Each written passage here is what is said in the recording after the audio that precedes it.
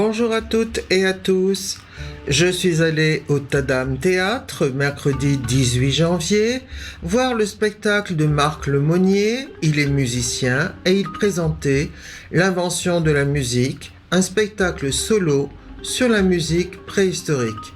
En fait, il raconte l'histoire de Taïm et Yuna, deux enfants de l'époque préhistorique qui écoutent les bruits que font les plantes dans le vent, les oiseaux sur les branches, les pierres sous leurs pas.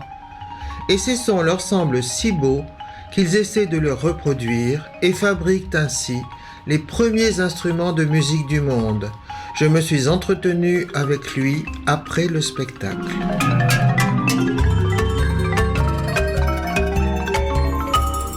Marc Lemonnier, bonjour. Bonjour.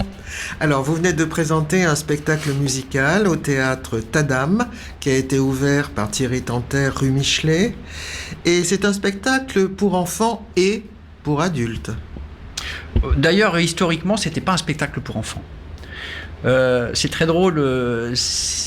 J'habite dans le parc national des Cévennes et il y avait une série d'animations qui était proposée aux touristes et les gens du parc m'avaient demandé de créer un spectacle sur la musique qu'on fait avec des éléments naturels.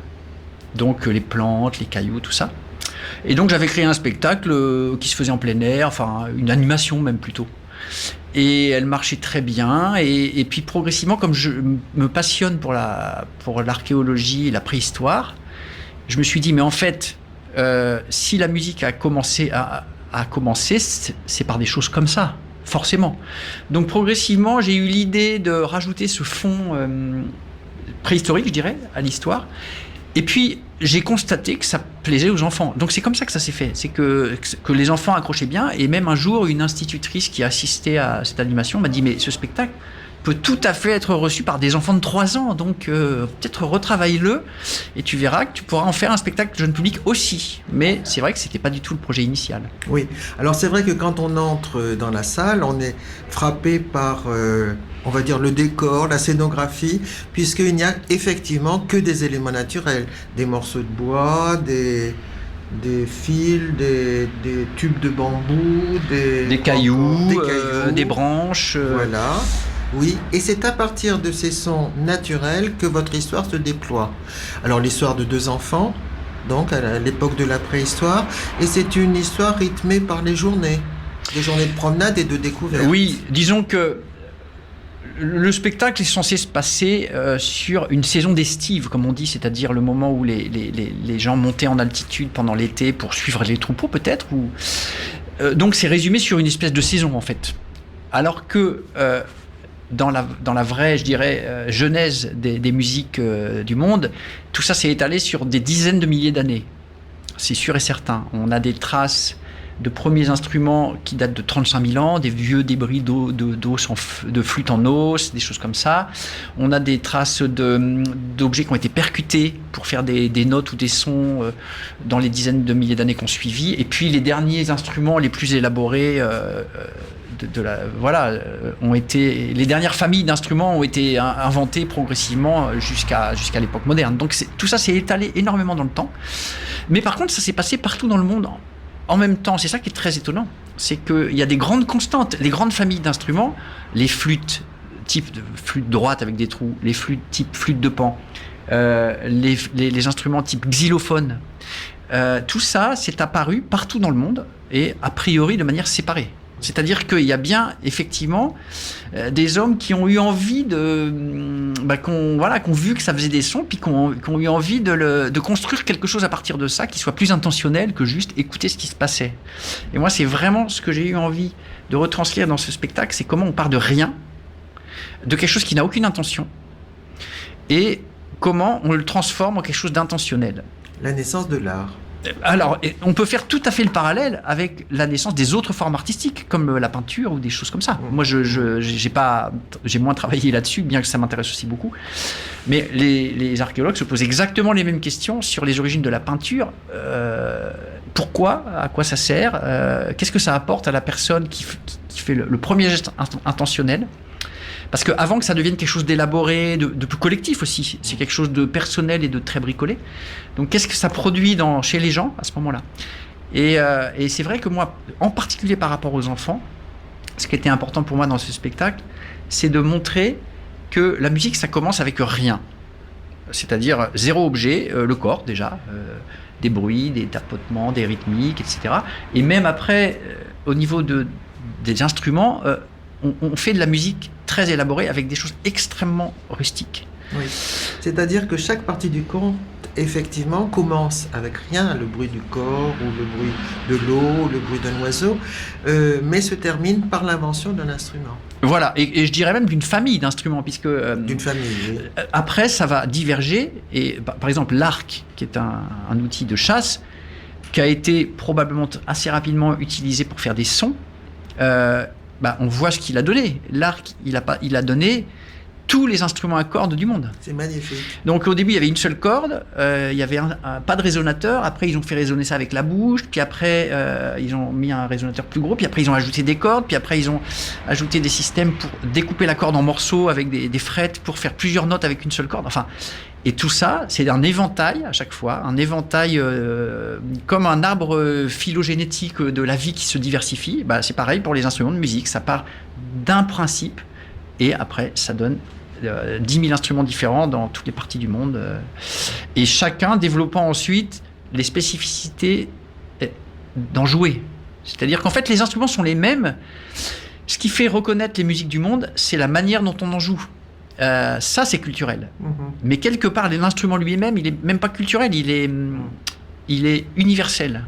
Il est anthropologique. L'instrument est anthropologique, et les musiques qui sont jouées dessus sont elles culturelles. C'est vraiment quelque chose de très étonnant. J'ai eu l'impression aussi que vous participiez de la formation des petites oreilles, comme vous dites, des oreilles des enfants, parce qu'effectivement, petit à petit, ils deviennent plus attentifs. Au début, ils se demandent qu'est-ce que c'est que ces bruits, taper sur du bois ou sur sa joue. Et puis, petit à petit, ils prennent conscience des sons. Alors, c'est très net, par exemple, quand vous dites « écoute la goutte ». Il y a un silence dans la salle qui est phénoménal. Et puis aussi, vous leur donnez des astuces pour créer eux-mêmes des sons. Jusqu'à l'orchestre final, bien sûr. Oui, mais les enfants ils sont comme ça, ils sont extrêmement réceptifs. Je pense que c'est très facile de sensibiliser des enfants à l'art en général. Je ne parle pas que de la musique. Il suffit de s'y prendre très tôt et surtout de montrer que c'est naturel. Ça sort tout seul.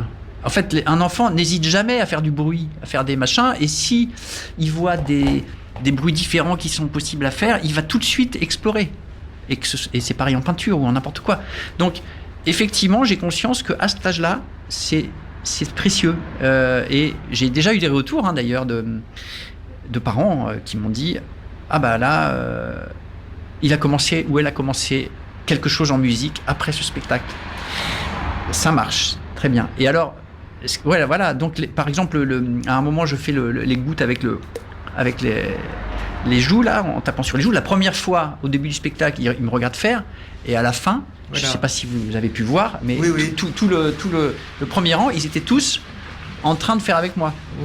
Et d'essayer d'expérimenter, qu'est-ce qu'ils allaient pouvoir faire. Donc voilà, j'ai conscience qu'effectivement, ça rentre très facilement à ce stade-là, et que ça démystifie en fait la musique. C'est-à-dire que je pense que dans notre société, on fait toujours croire que c'est dur de faire d'être créatif. Mais être créatif, c'est extrêmement simple. Il suffit juste de laisser...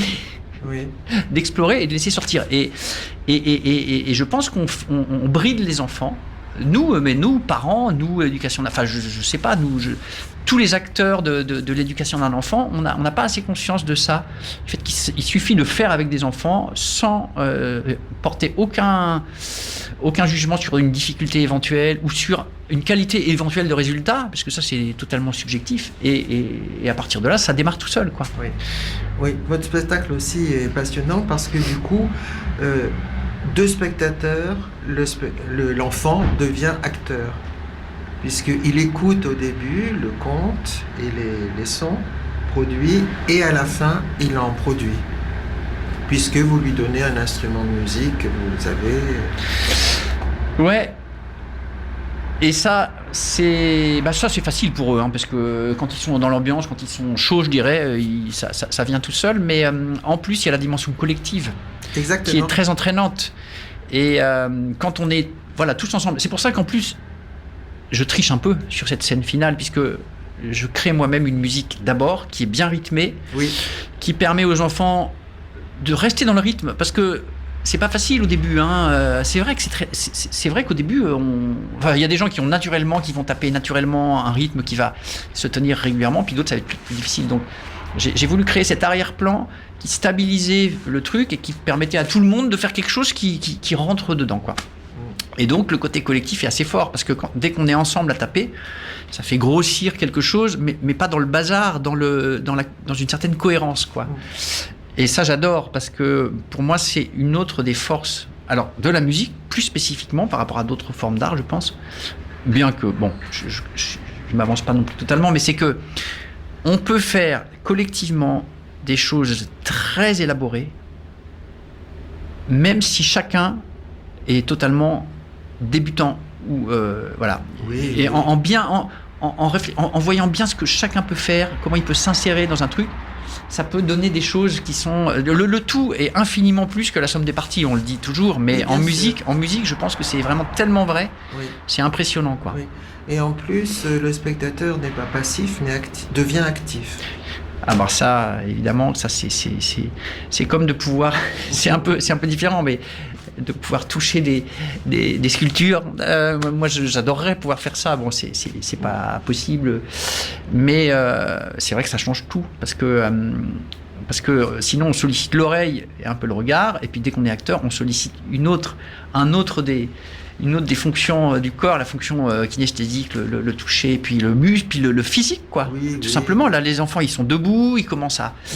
Et il se passe quelque chose quand on fait une gestuelle. Je dis pas que c'est la transe, hein, mais c'est déjà quelque chose qui touche qui complète le tableau des sensations, quoi. Et donc, évidemment, ça marque plus. Oui.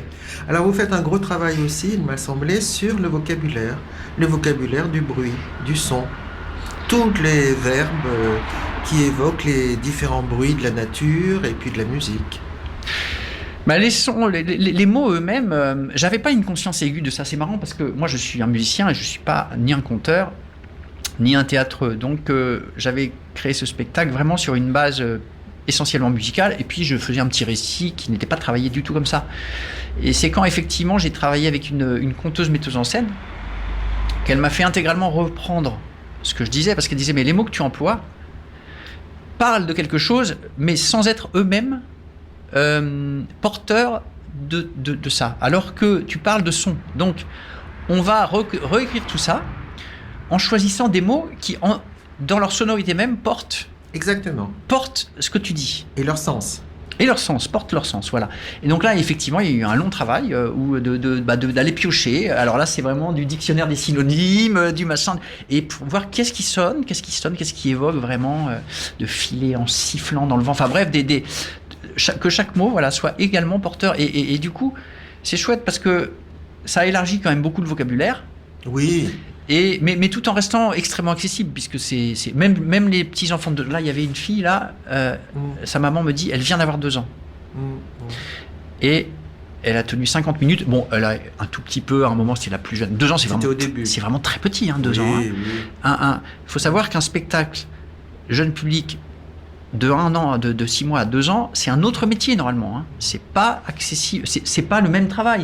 Bon, et ce spectacle est étonnant, parce qu'il frise, il frôle avec le très jeune public. Et cette petite fille de 2 ans là, elle a réussi, et je pense qu'une des raisons pour laquelle elle a tenu dans les moments de purement parler, parce que les moments parlés finalement occupent la moitié du temps au moins.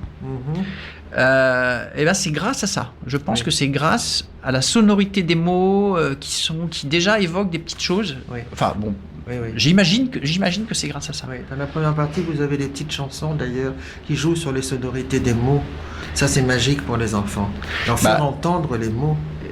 Bien sûr, et c'est le principe des comptines. Les comptines, c'est des choses qui sont appropriées pour des enfants qui ne peuvent pas encore forcément saisir le sens profond des phrases construites, mais qui qui saisissent la rythmique et la musique des mots et des paroles. Et d'ailleurs, souvent, ça va aussi avec des petits gestes ou des choses comme ça. Donc, ça les sollicite par d'autres choses que le sens des mots. Le plus de choses possibles autres que le sens des mots les consigne. Et là, quelque part, voilà, je dirais dans ce spectacle, la petite concession que j'ai faite pour vraiment rajouter quelque chose spécifiquement pour les enfants et qui, je pense, amuse les adultes, mais n'est pas nécessaire pour eux, c'est la reprise de certaines petites scènes qui reviennent plusieurs fois et en introduction de chaque séquence sur la marche dans la forêt. Et moi, je vois très bien les enfants à partir de 3 ans, hop, ils accrochent là tout d'un coup. Ah, il l'a déjà dit. À la 3e fois, ils essayent de le dire en même temps. C'est ça. Donc ça, c'est vraiment, voilà, je dirais dans le spectacle, ça c'est vraiment la seule chose qui soit spécifiquement pour les enfants. Tout le reste, avec la recherche sur les mots, les sons, etc. Je pense que c'est intéressant aussi pour des adultes parce que c'est tout un tas de, voilà, c'est un langage, quoi. C'est vraiment un langage travaillé qui porte quelque chose en lui, qui porte un sens aussi, quoi. Donc bon, voilà, j'ai essayé de, quand on m'a dit que ce spectacle pouvait convenir à des enfants assez jeunes, ça a quand même infléchi un petit peu ma manière de terminer le travail dessus pour quand même offrir ça aux enfants, des petites choses en supplément dont je savais que ça serait efficace. Oui, bien sûr. Parce que donc c'est un spectacle ludique et pédagogique, on pourrait dire, tout en étant poétique. Mais est-ce que vous avez par exemple pensé à l'art contemporain, au bruitisme, à des choses comme ça? Ouais. Et on m'y a fait souvent penser. C'est-à-dire que il y a souvent des gens qui m'ont dit, et d'ailleurs c'était la question qui se posait, pourquoi pas terminer avec une séquence du même ordre, mais aujourd'hui avec des jeunes qui vont fouiller les poubelles et qui construisent des sons avec des éléments d'aujourd'hui. Oui, ou qui tapent sur leur corps. Ou qui tapent sur leur corps, machin. Je l'ai pas fait. Je saurais pas dire pourquoi. Peut-être ça me fait un peu peur. C'est pas ce qui est. Enfin voilà, pour moi, le monde préhistorique, c'est quelque chose qui m'a toujours fait rêver. Ça me fait moins rêver. Donc peut-être j'aurais pas été capable de le porter aussi bien, mais je vois très bien le potentiel qu'il y aurait à faire ça. Peut-être ce sera une suite, qui sait. Alors ici, vous êtes au Havre, mais vous vivez dans les Cévennes. Est-ce que votre spectacle rayonne aussi dans les villages, les bourgs, les hameaux des Cévennes? Ouais, en fait, ce spectacle, pour moi, c'est un peu le truc, entre guillemets, facile dans ma vie de musicien professionnel. C'est-à-dire que le reste de mes projets, tous mes autres projets, c'est des groupes de musique, des gros jazz, groupes. je crois. Non, je suis pas trop dans le jazz. Moi, je suis dans les musiques du monde, vraiment. Musique du monde. Voilà, toutes ces musiques qui viennent de partout. D'accord. Et qui sont très typées, etc. Alors, c'est toujours un peu métissé avec des choses plus actuelles, mais tous ces projets musicaux que j'adore, mais qui sont plus lourds, qui font intervenir plus de monde, qui sont plus chers, qui nécessitent beaucoup de travail de répète, etc. Et ça, je suis tout seul. C'est la seule chose que je fais seul. Alors que je ne suis pas un homme de solo, moi vraiment, j'adore faire des choses avec les gens. Mais celui-là, on me le demande. Enfin, les autres projets, c'est dur en ce moment, c'est dur de vendre des spectacles. Oui, c'est dur. Surtout depuis le confinement. Encore plus, mais moi ça a toujours été dur. Hein. Il y a des groupes de musique, des bons groupes de musique, il y en a pléthore. Les organisateurs de concerts, de spectacles n'ont pas beaucoup d'argent, ils n'ont pas beaucoup d'occasions d'embaucher des groupes. Donc, avec tous mes autres projets, c'est laborieux, quoi. Et il faut prouver à un organisateur que ce spectacle, que ce concert est mieux qu'un autre. Ce qui est faux, évidemment. Je ne le pense pas du tout. On ne le pense pas du tout. Mais tant qu'ils n'ont pas cru ça, ils ne vont même pas s'y intéresser. Ce spectacle-là, il a la chance d'être très simple, très léger, d'avoir cette composante avec du fond, je dirais. Donc, il se vend tout seul. C'est bien simple. J'ai jamais fait de promo pour ce spectacle. J'ai dû le jouer 250 fois en 10 ans. Donc, c'est un peu un petit fond pour moi d'activité. Je le fais 15 fois par an. Enfin, je l'ai fait beaucoup au début. Je l'ai fait dans des festivals. Maintenant, je le fais encore une dizaine de fois par an. Et c'est très agréable parce que je suis rassuré sur ce spectacle parce que je sais que il y a quelque chose qui touche les gens et tout ça. Et puis on va me le redemander. Et puis ça va. Et puis je sais que les gens vont passer un bon moment. C'est compliqué, hein, le spectacle vivant, parce que on est souvent en doute sur ce que les gens vont réellement recevoir de ce qu'on va leur proposer. Et moi, c'est très rare que je sois rassuré sur ça, sur le fait de dire, mais je suis quasiment certain que ça va faire plaisir à des gens. Ça, c'est rare. Oui, et pas seulement plaisir, parce que c'est un spectacle utile. Voilà, mais sans doute. Alors donc, en tout cas, donc du coup, ce spectacle, oui, je le joue en Cévennes, beaucoup, essentiellement d'ailleurs. Parce que c'est bien d'aller jouer pas loin, parce que il y a des écoles, parce qu'il y a des petits festivals, parce qu'il y a des petites assos, parce qu'il y a... Et puis, exceptionnellement, je vais plus loin.